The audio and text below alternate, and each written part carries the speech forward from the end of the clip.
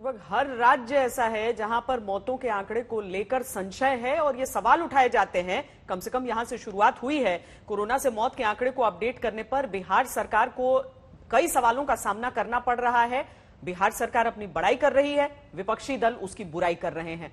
बिहार सरकार का कहना है कि आंकड़े तो देखिए सरकार ने खुद ही दिए हैं, लेकिन जब यह सवाल पूछा जाता है कि जिन पुरानी मौतों का हिसाब अब दिया जा रहा है वो पहले क्यों नहीं जोड़े गए, बहुत सारी वजह इसके लिए दिए जाते हैं, जिसमें यह भी कहा जा रहा है कि काम का लोड इतना था कि कोरोना से हर मौत रिकॉर्ड नहीं कर पाए। दूसरी लहर में जिन लोगों की घरों में मौत हो गई या अस्पताल में बेड न मिलने से मौत हुई या अस्पताल जाते जाते मौत हुई, उनके डेटा को सिस्टम में अपडेट नहीं किया गया था, इसे ही अब अपडेट किया गया है।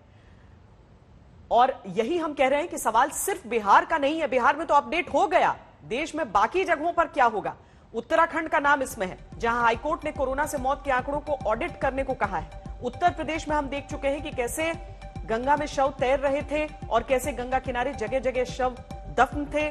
झारखंड में 5 जिलों में कोरोना से मौतों का ऑडिट करने को कहा गया। राजस्थान में कोरोना से मौतों की अंडर रिपोर्टिंग के आरोप लगे हैं, वहां पर मुख्यमंत्री ने ऑडिट करने का आदेश दिया है। उड़ीसा में कोरोना से मौत के आंकड़ों के सत्यापन के लिए कमेटी बनाई गई है। तेलंगाना में हाईकोर्ट ने मौत के आंकड़ों पर विश्वास करने से मना कर दिया है। दिल्ली में यह सवाल उठे थे कि अप्रैल मई में जब 34,000 डेथ सर्टिफिकेट जारी हुए तो फिर 2 महीने में कोरोना से मौत का आंकड़ा सिर्फ 13,000 ही क्यों बताया गया। यानी हर जगह की तस्वीर कमोवेश एक जैसी ही है, बिहार ने उसे अपडेट कर लिया। मौत सिर्फ आंकड़ा नहीं होती, हर मौत में किसी न किसी परिवार का दुख शामिल होता है। उस परिवार पर पड़ने वाली भावनात्मक और कई मामलों में आर्थिक चोट का अंदाजा सिर्फ वही लगा सकता है जिसके घर में अनहोनी होती। कोरोना के संकट में मौत की आशंका से लड़ने का अभी सिर्फ एक जरिया है, वो है वैक्सीनेशन। भारत अपने कोरोना वैक्सीनेशन कार्यक्रम को दुनिया का सबसे बड़ा वैक्सीनेशन अभियान कह रहा है। अगर वैक्सीन डोज लगने के सिर्फ नंबर देखेंगे तो भारत का वैक्सीनेशन प्रोग्राम आपको बड़ा दिखेगा भी, लेकिन यह तस्वीर की पूरी पिक्चर नहीं होगी। सही तस्वीर समझाने के लिए हम आबादी के एंगल से आपको भारत की टीकाकरण वाली रफ्तार का तुलनात्मक आंकड़ा दिखाते हैं। लेकिन उससे पहले भारत में अब तक के वैक्सीनेशन के हाइलाइट्स को बताते हैं। भारत में अब तक 24 करोड़ 27 लाख से अधिक वैक्सीन डोज लगाई जा चुकी हैं। इनमें से पहली डोज 19 करोड़ 54 लाख से अधिक है और दूसरी डोज 4 करोड़ 72 लाख है। 9 जून को देश में 33 लाख 79 हजार से ज्यादा डोज लगाई गई।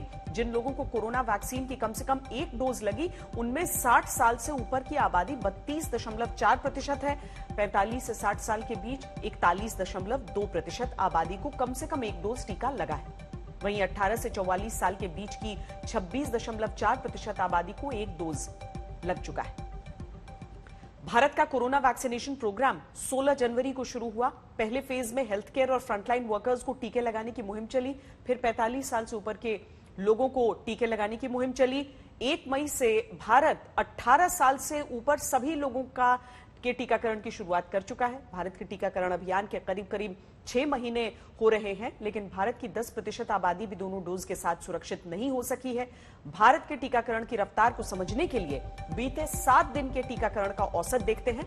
बीते 7 दिनों में भारत में 29,26,000 की औसत से रोजाना टीके लगे हैं, जबकि इन्हीं 7 दिनों में चीन में 1 करोड़ 89 लाख से अधिक टीके रोजाना लग चुके हैं।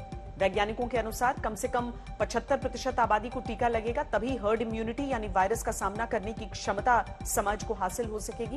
वैक्सीनेशन की मौजूदा रफ्तार से चीन को हर्ड इम्यूनिटी हासिल करने में 2 महीने लगेंगे, जबकि भारत को कम से कम 20 महीने। भारत के मुकाबले अमेरिका में बीते 7 दिनों में लगभग 1/3 टीके ही लगे। अमेरिका ने 7 दिनों में 10,74,000 की औसत से हर रोज कोरोना वैक्सीन की डोज लगाई, लेकिन टीकाकरण का अपना अभियान अमेरिका पहले ही तेजी से आगे बढ़ा चुका है। उसकी आबादी भी भारत से काफी कम है और उसे अब हर्ड इम्यूनिटी हासिल करने में अगले 5 महीने ही लगेंगे। ब्रिटेन की आबादी तो और ज्यादा कम है, लेकिन उसने बीते 7 दिनों में 5,12,000 टीके रोजाना लगाए हैं। ब्रिटेन की चुनौती भारत के मुकाबले कई गुना कम है। ब्रिटेन अगले 2 महीनों में हर्ड इम्यूनिटी हासिल करने लायक टीकाकरण कर लेगा। भारत की तरह विकासशील देश ब्राजील के सामने भी वैक्सीनेशन की चुनौतियां हैं। ब्राजील ने बीते 7 दिनों में 7,73,000 की औसत से टीके लगाए, लेकिन फिर भी भारत के मुकाबले सिर्फ आधे समय में यानी 10 महीनों में ही हर्ड इम्यूनिटी ब्राजील में हासिल हो जाएगी। और यह सब इस वजह से भी है कि सबकी जनसंख्या नियंत्रण में।